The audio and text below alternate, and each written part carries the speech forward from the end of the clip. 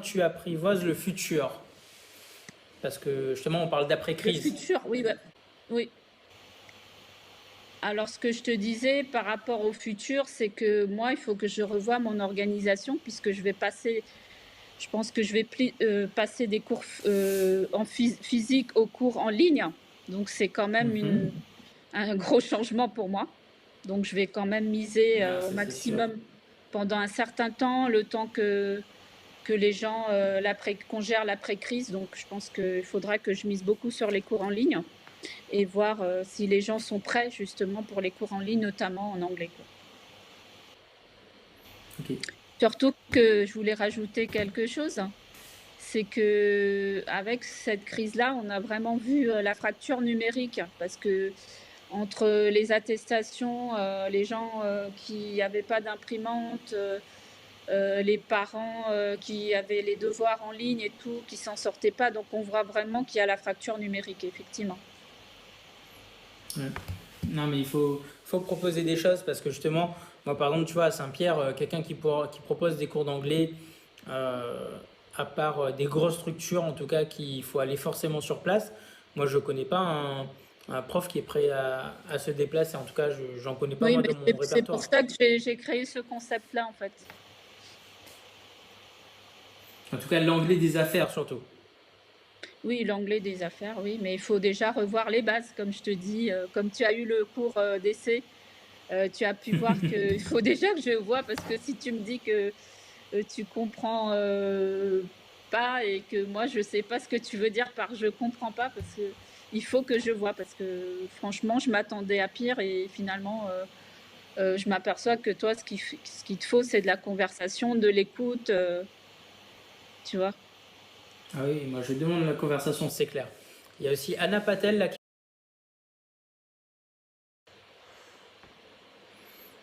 Alors, café virtuel. Est-ce que tu es toujours avec nous, Raki? Oui, Génial. Alors, café virtuel. Donc, est-ce que tu peux nous parler de ton parcours, comme on ne te connaît pas trop? Et puis après, voilà, au fur et à mesure, je vais te demander plus d'infos. Mais déjà, est-ce que tu peux nous parler de ton parcours? oui, je peux te parler de mon parcours. Donc, moi, je suis née à l'île Maurice. Donc, si tu veux, l'anglais, dès le départ, on va dire que dès la maternelle, j'ai fait de l'anglais et j'ai fait toutes les matières en anglais à la base, en primaire. Mhm. Et après, j'ai quitté l'île Maurice, je suis partie m'installer en France. Et là, ça a été très dur parce que le français, j'étais pas très à l'aise. Et pour moi, c'était un nouveau pays, nouvelle culture, dans le froid. Ça a été galère. Et du Ouais. coup, malgré tout cela, comme quoi tout est possible en travaillant. Et donc, j'ai quand même terminé avec un bac littéraire et langue. Donc, l'anglais, ça a toujours été là, même jusqu'au bac. Et j'ai fait ensuite commerce international, donc encore l'anglais. Et puis ensuite, j'ai travaillé 10 ans dans le milieu de la finance, donc encore l'anglais, puisque j'étais sur des postes où je parlais en anglais avec des banques étrangères. Donc voilà, donc l'anglais m'a suivi, on va dire, depuis toute petite, et que ce soit dans le domaine personnel et professionnel. Et par contre, quand j'ai été salariée, je me suis aperçue que je n'étais pas faite pour être salariée. Et c'est là que je suis venue m'installer à La Réunion il y a 15 ans. Et là, j'ai monté ma première entreprise, j'étais commerçante. Et donc là aussi, j'ai encore pratiqué l'anglais puisque je voyageais pour... Dans quel secteur d'activité commerçante? Ben moi, c'était tout ce qui était accessoires de mode, enfin tout ce qui était marché de nuit, braderie, marché forain. Voilà. Et donc là encore, j'ai voyagé puisque j'allais chercher mes marchandises en Asie. Donc l'anglais, encore une fois, pendant 10 ans, je l'ai pratiqué en voyage. Et donc après mes 10 ans en tant que commerçante, donc il y a 2 ans, j'ai fait une formation en web marketing. Et c'est là que j'ai eu l'idée de monter ce projet de coach web perso. Donc voilà, depuis milieu de l'année dernière, j'ai commencé et j'ai gagné un concours Entreprendre au féminin. Je ne sais pas si tu connais. Ouais, T'as entendu j'ai quelques parler de les notions là. foires? Je sais plus c'est qui organise. C'est les foires. C'est une Oui, d'accord, association qui s'appelle l'association. les foires. Et je suis arrivée troisième sur 30 dossiers. Donc, j'ai été pris coup de cœur 2019. Bravo. Et du coup, ça m'a un petit peu encouragée pour ce projet sur la fracture numérique, justement. Et donc, j'ai fait mes 6 premiers mois d'activité, donc jusqu'à maintenant, jusqu'au Covid, on va dire. Et donc, voilà. D'accord. Et entre-temps, je suis aussi blogueuse et youtubeuse sur tout ce qui est consommé responsable. Voilà, on va dire, c'est la deuxième partie de mon activité. Et alors, est-ce que tu peux Ouais. nous parler de ton quotidien? Comme on ne sait pas, nous, qui est Raki au jour le jour, Bah, mon depuis ces quotidien, 6 mois. je vais te montrer le planning. Tu vois, ça, c'est le planning de confinement. T'imagines, c'est encore plus chargé que si j'étais pas en confinement. Alors, Fais-moi. non, là, tu vois, c'est cette semaine. Hein, déjà, tu comprends rien parce qu'il y a tellement de choses.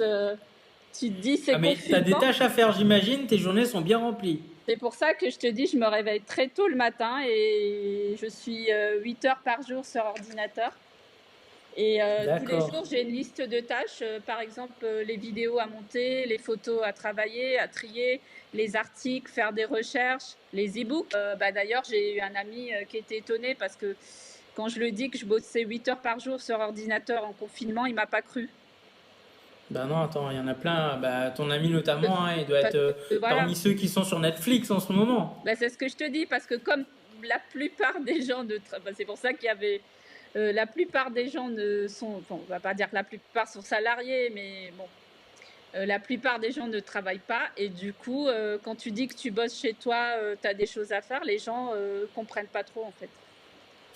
Ouais, ouais, il croit peut-être que tu t'inventes une vie alors qu'il y a qu'à leur Non, non, montrer bah, tu l'agenda, c'est regardes bon. On a l'agenda, compris que c'est du réel. tu sais, je préfère avoir un agenda vide, hein, Tellement il y avait plein de trucs. mais justement, même moi, ça me fait mal. Un peu d'humour. Mais ouais, mais n'empêche, toi, t'es dans l'action. Moi, j'adore. Ah non, mais moi, je m'arrête jamais, hein. Je t'ai dit, même si je suis confinée encore longtemps, j'aurai toujours des vidéos en stock que j'ai de À mes voyages. l'avance, carrément. Bah, c'est-à-dire que tu sais, quand tu voyages, t'as pas forcément le temps de tout trier, tes vidéos, tes photos, et c'est maintenant que tu te poses, tu te dis, bon, bah, on va s'y mettre, hein. Non, mais moi, je pense que il y a vraiment du mauricien en toi. Ça se sent au-delà de tes origines où t'es né, tu vois, et où t'as La vécu. persévérance. On voit même là, ça fait 15 ans que tu vis à La Réunion, tu pourrais tellement vivre à La Réunionnaise. Mais moi, j'ai l'impression C'est-à-dire, que tu vis qu'est-ce que encore à la tu mauricienne, hein. sous-entends? Qu'est-ce que tu sous-entends? Ben, que tu es hyper persévérante et le travail, tu as une valeur du travail, qu'à La Réunion, on n'a pas cette Bah, culture-là. ça me fait plaisir d'entendre ça, et tu m'as dit que tu étais métissé mauricien, non? Ouais, ouais, moi je suis moitié mauricien, mais j'y allais que pendant les vacances scolaires, tu vois, pas pour y vivre. Non, mais c'est vrai que le mindset qu'on a en business à Maurice, il est très différent. Ouais, ça me disait, parle-nous un peu de cette culture du travail que tu as reçue, si tu veux bien, hein, que nous on n'a pas parce qu'on n'a jamais vécu à la Maurice, on ne sait pas ce que c'est, et pour un Mauricien c'est logique, mais Oui, pour c'est nous, logique pas du parce que tout. moi, si tu veux, j'étais dans le milieu du travail même en étant enfant en fait, parce que j'étais d'une famille de commerçantes et à 5 ans déjà, j'avais mon oncle ou ma tante ou mon grand-père qui me disait bon bah je te laisse un quart d'heure, je vais manger. Bah moi j'étais paniquée parce que je me disais s'il y a des clients qui viennent, comment je fais pour rendre la monnaie, tu sais. Quand tu es enfant, tu connais pas ce milieu du travail et moi à 5 10 ans, j'étais déjà dedans quoi. Mindset, exactement. Pour ceux qui ne sont pas encore bien anglophones, ça veut juste dire l'état d'esprit. Voilà, on Euh, va traduire. L'état d'esprit à La Réunion, c'est même en France métropolitaine, hein, Christophe Train, tu peux nous confirmer si tu as des expériences en commentaire.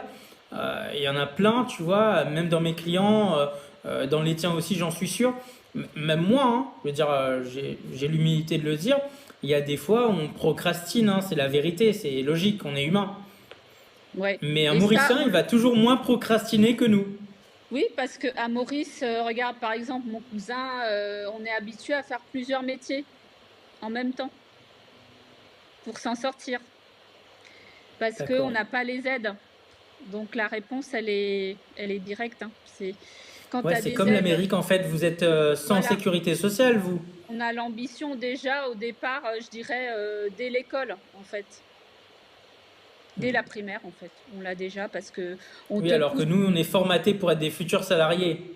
Oui, parce que regarde, moi, par exemple, quand je te dis, je suis arrivée en France, je n'étais pas à l'aise dans le français, bah, mes parents, ils m'ont tellement poussée à bien travailler que j'ai fait bac littéraire et alors que je savais même pas parler français au départ, tu vois. Donc, comme quoi, pour te dire que le mindset, c'était tu es la première en classe ou rien, quoi.